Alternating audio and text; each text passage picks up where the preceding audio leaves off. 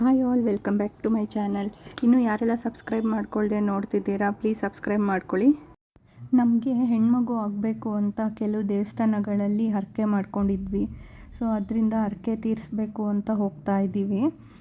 First ಮನೇಲಿ ಪೂಜೆ ಮಾಡಿ, ಇವಾಗ 12 ಟೈಮು. ಸೊ ಇವತ್ತು ಹೊರಟಿದ್ದೀವಿ.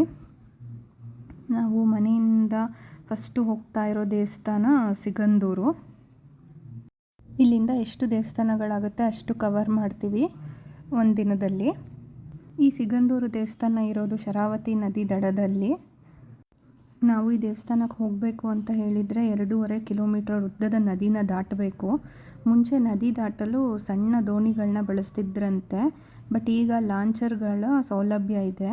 ಸೊ ಅದರಿಂದ ನಾವು ಲಾಂಚರ್ ಮೂಲಕನೇ ದೇವಸ್ಥಾನಕ್ಕೆ ಹೋಗಬೇಕು.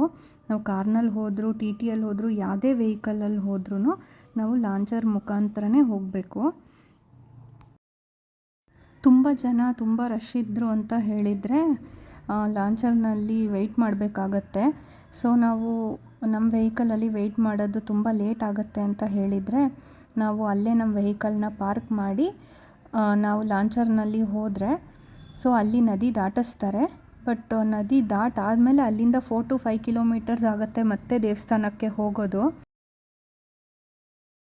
ಅಲ್ಲಿಂದ ನಮಗೆ ಬಸ್ಸು ಅಥವಾ ಜೀಪ್ ಫೆಸಿಲಿಟಿ ಇರುತ್ತೆ. ಸೊ ಎರಡರಲ್ಲಿ ಯಾವುದ್ರಲ್ಲಿ ಬೇಕಾದರೂ ಹೋಗ್ಬೋದು.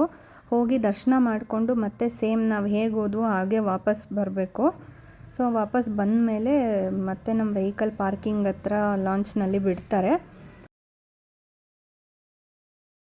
ಇಷ್ಟು ವರ್ಷವೂ ಇದೇ ಥರನೇ ಹೋಗಬೇಕಾಗಿತ್ತು, ಬಟ್ ಆದರೆ ಈಗ ಬ್ರಿಡ್ಜ್ ಮಾಡ್ತಿದ್ದಾರೆ.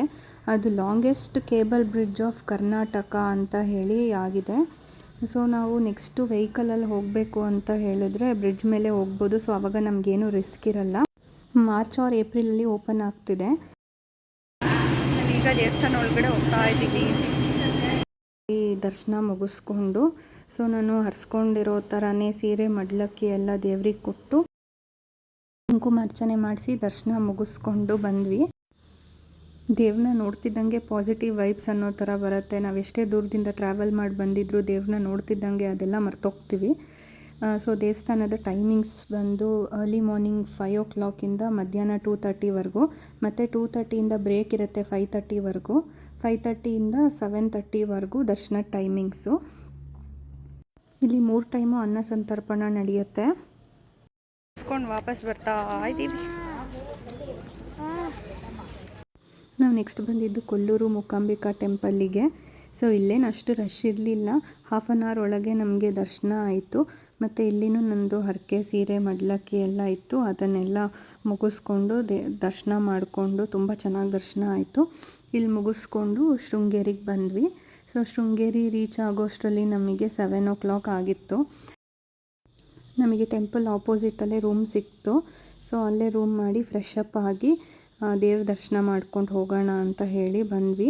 ಸೊ ದೇವ್ರ ದರ್ಶನವೂ ಆಯಿತು, ಮತ್ತು ಇಲ್ಲೇ ಊಟ ಸಹ ಇತ್ತು.